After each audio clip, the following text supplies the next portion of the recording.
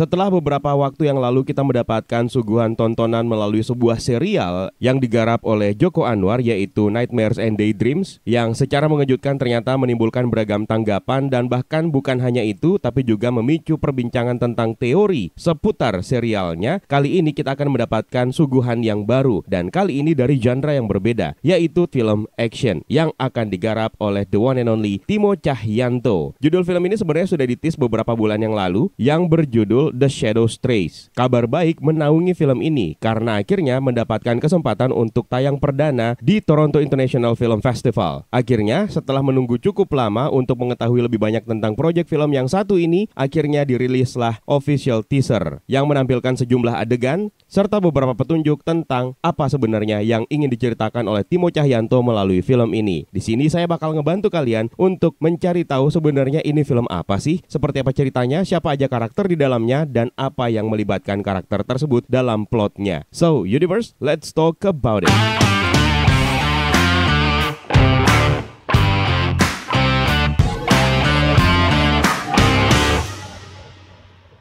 Tahun lalu, Timo Tjahjanto sukses memberikan suguhan film action dibalut dengan campuran komedi dalam sebuah film yang berjudul The Big Four, yang kemudian menjadi nomor 1 di berbagai negara di platform streaming Netflix. Dan setelahnya, Timo Tjahjanto akhirnya kembali mengambil kesempatan untuk mencoba peruntungannya di judul film yang lainnya, dan kali ini melalui film The Shadows Trace. Sebagai seorang sutradara yang dikenal lewat karya-karyanya di genre horor dan action yang penuh dengan adrenalin, Timo Tjahjanto memang sering mengeksplorasi tema-tema dark, kekerasan, dan elemen supernatural. Termasuk salah satunya adalah The Shadows Trace ini. Bisa diartikan sebagai bayangan yang tersesat atau bayangan yang menyimpang. Sebenarnya ungkapan dari judul ini mengandung beberapa makna yang bisa diinterpretasikan, tergantung pada konteksnya. Seperti misalnya bayangan seringkali dikaitkan dengan sesuatu hal yang mengikuti atau berada di dekat dari sumber cahaya atau objek, di mana kalau bayangan tersebut menyimpang atau tersesat, itu berarti sesuatu yang sebelumnya memiliki arah atau tujuan kini telah keluar dari jalur atau kehilangan panduan. Dan ini sebenarnya akan selaras dengan apa yang ingin diceritakan melalui film The Shadows Trace. Dalam pengertian yang lebih figuratif lagi, stray bisa merujuk kepada sesuatu hal yang menyendiri atau mungkin terpisah dari yang lain. Mengingat latar belakang dari Timo Tjahjanto dalam membuat film-film seperti The Night Comes For Us atau May the Devil Take You, penggunaan judul ini bisa saja merujuk kepada karakter-karakter yang secara harfiah atau metaforis tersesat, baik itu dalam pencarian jati dirinya atau mungkin perjuangan melawan trauma atau keterlibatan dalam dunia kriminal. Apalagi Timo memang seringkali menggambarkan karakter yang berada di ambang kehancuran, baik itu fisik maupun mental. Dalam konteks ini, The Shadows Trace bisa menggambarkan perjalanan karakter yang mencoba untuk menemukan jalan mereka di tengah kegelapan secara metaforis ya, baik itu dari ancaman eksternal maupun internalnya. Yang menarik sebenarnya, salah satu tema yang sering dieksplorasi oleh Timo Tjahjanto adalah garis tipis antara baik dan jahat, serta bagaimana keadaan ekstrim bisa memaksa karakter tersebut untuk menyimpang dari moralitas mereka. The Shadows Trace bisa menjadi alegori tentang bagaimana karakter-karakter utama tersesat dalam pilihan moral yang kelam dan terlibat dalam tindakan kejahatan atau kekerasan yang pada awalnya mungkin mereka hindari. Dan judulnya pun juga memberikan kesan film noir, di mana bayangan atau kegelapan sering digunakan secara visual untuk mencerminkan keadaan psikologis karakter atau ketidakpastian moral. Nah, sekarang kita lihat dulu sinopsis dari The Shadows Trace.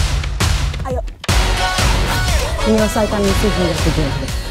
Jadi film ini mengisahkan perjalanan Codename 13, seorang pembunuh bayaran muda yang terlatih yang berusia 17 tahun. Dia sedang dalam masa skorsing karena kegagalan dalam misi di Jepang. Cerita berkembang ketika dia mulai bertemu dengan Monji, seorang anak laki-laki berusia 11 tahun yang kehilangan ibunya akibat sindikat kejahatan. Hubungan ini memunculkan sisi kemanusiaan dalam diri 13 yang sebelumnya mungkin telah tertutupi oleh kehidupan kerasnya sebagai pembunuh. Ketika Monji diculik, Codename 13 bertekad untuk menyelamatkannya. Bahkan jika itu berarti harus melawan mentornya sendiri dan organisasi bayangan yang mempekerjakannya, yang dikenal sebagai The Shadow. Jika dilihat dari sinopsisnya, sepertinya film ini mengambil inspirasi dari beberapa judul film terkenal, seperti misalnya Leon the Professional yang dirilis pada tahun 1994, yang bercerita tentang seorang pembunuh bayaran profesional bernama Leon yang mengambil gadis muda bernama Matilda di bawah sayapnya setelah keluarganya dibunuh oleh sindikat narkoba. Sama seperti Codename 13 yang membentuk ikatan dengan Monji, atau Kill Bill Volume No. 1 yang dirilis pada tahun 2003. Dalam film Kill Bill, karakter utama yang dikenal sebagai The Bride itu berjuang untuk membalas dendam dendam dan berhadapan dengan mantan mentornya serta organisasi pembunuh yang pernah menjadi bagian dirinya. Ini mirip seperti Codename 13. The Bride punya latar belakang sebagai seorang pembunuh yang kini menentang organisasi lamanya untuk tujuan pribadinya. Mungkin saja film Kill Bill ini juga akan menginspirasi Timo Tjahjanto untuk menerapkan pendekatan visual yang kemudian dijadikan sebagai ajang penghormatan untuk film tersebut.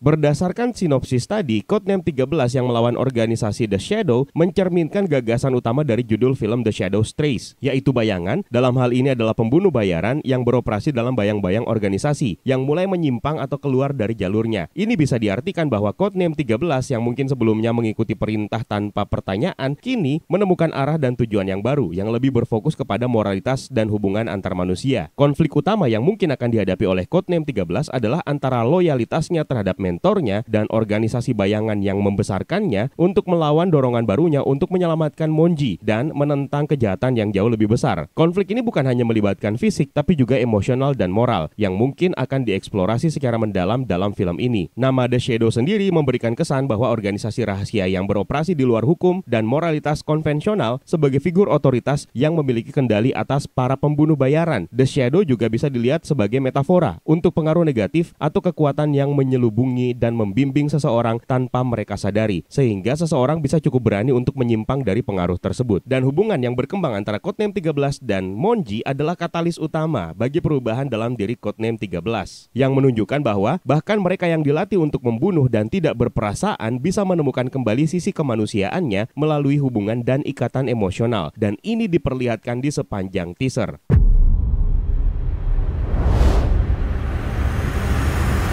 Sekarang kita simak teasernya yang memperlihatkan dua orang wanita dalam sebuah ruangan yang penuh dengan kobaran api. Sepertinya ini adalah 13 dengan seorang anak perempuan yang dia selamatkan. Beberapa waktu yang lalu ada sebuah daftar scoring musik yang dibagikan oleh Timo yang di bagian babak pertamanya scoringnya berjudul The Pimp, The Cop, and The Son. Mungkin kita bisa mengambil petunjuk dari sini untuk menjelaskan adegan pertama ini. Pimp ini biasanya merujuk kepada seorang mucikari atau seseorang yang terlibat dalam eksploitasi wanita dalam konteks prostitusi. Dalam konteks kriminalitas, pimp juga bisa merujuk kepada seseorang yang memiliki kekuasaan dan kontrol atas orang lain, baik secara fisik maupun mental, terutama dalam dunia bawah tanah atau underground. Dalam film ini, mungkin karakter The Pimp ini berhubungan dengan Ariel, yang dalam film ini diperankan oleh Andri Masadi, yang digambarkan sebagai bos kriminal yang sadis. Mungkin dia memegang kekuasaan besar di dunia kejahatan dan bertindak sebagai pimp secara metaforis, dan mengendalikan orang-orang di sekitarnya dan terlibat dalam eksploitasi untuk kepentingannya sendiri. Dan mungkin anak perempuan di awal scene ini merupakan korban dari Ariel. Lalu sekilas kita melihat seorang anak laki-laki yang diperankan oleh Ali Fikri yang sedang meratapi sebuah makam. Mungkin ini adalah makam ibunya. Ali Fikri di sini akan berperan sebagai Monji. Sementara dalam daftar jajaran cast ada namanya Adinia Wirasti yang kemungkinan adalah ibunya Monji. Tapi entahlah, soalnya belum dikonfirmasi. Juga ada sesosok karakter yang menggunakan jubah samurai atau Ronin yang lengkap dengan tudung serta topengnya. Dalam adegan setelahnya kita bahkan melihat seseorang di balik jubah ini membuka topengnya dan dia adalah Umbra yang diperankan oleh Hana Malasan, adiknya Hana Rajinan. Bercanda, Umbra ini adalah mentor 13 sekaligus yang memimpin The Shadows. Jadi ceritanya 13 gagal menjalankan misinya di Jepang, Umbra sendiri yang akhirnya turun tangan untuk menuntaskannya, sementara 13 dihukum dengan dipulangkan ke Indonesia. 13 bersembunyi di sebuah wilayah kumuh di Jakarta yang kemudian membuatnya bertemu dan terikat hubungan dengan Monji. Kemudian adegan memperlihatkan 13 berbaring di lantai dengan melepaskan jaketnya yang dia taruh di sebelahnya. Ini adalah sebuah pesan visual yang menyeratkan kalau 13 akhirnya akan melepaskan bayang-bayang masa lalunya sebagai pembunuh.